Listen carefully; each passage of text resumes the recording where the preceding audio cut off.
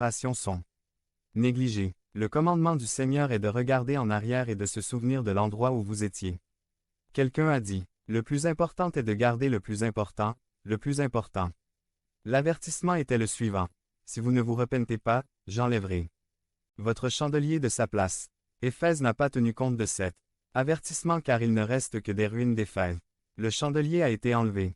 La promesse au Victor à Éphèse.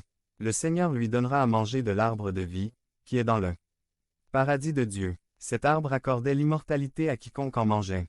Conclusion. Aujourd'hui il ne reste aucune trace de cette Église, visiblement il n'est jamais revenu à ses premiers amours.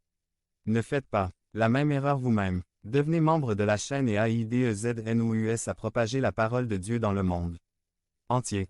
Samedi mars 16 2024. Parlez à Dieu en 5 minutes. Description vidéo résumée. Des résolutions du Nouvel An. 5 résolutions vitales pour avoir une vie de victoire. Par le Major Gerardo Balmori. Le maire Gerardo Balmori. L'Armée du Salut. Résolution du Nouvel An. Matthieu 22, 37 à 40 actes 1 à 8. Aujourd'hui je veux partager avec vous 5 objectifs essentiels pour avoir une vie de victoire.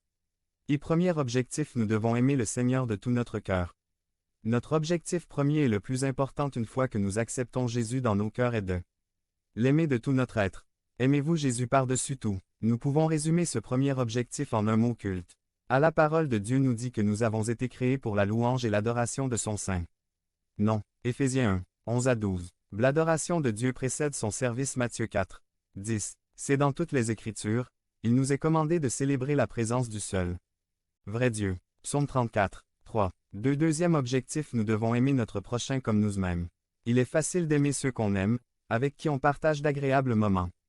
Mais combien il est difficile d'aimer ceux qui nous font du mal et nous traquent.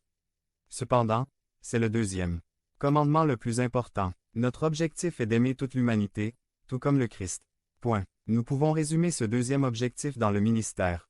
Lorsque nous acceptons Jésus dans nos cœurs, nous sommes appelés à servir les autres.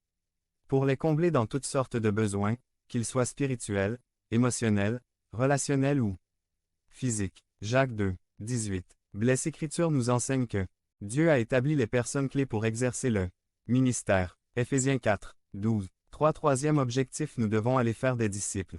L'œuvre consistant à gagner des âmes pour le royaume de Dieu appartient à tous ceux qui ont accepté le don du salut. Nous pouvons résumer cet objectif dans le mot évangélisation.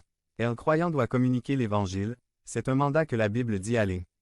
Ceci n'est pas un devenir membre de la chaîne et AIDEZNOUS à propager la parole de Dieu dans le monde entier. Samedi 16 mars 2024.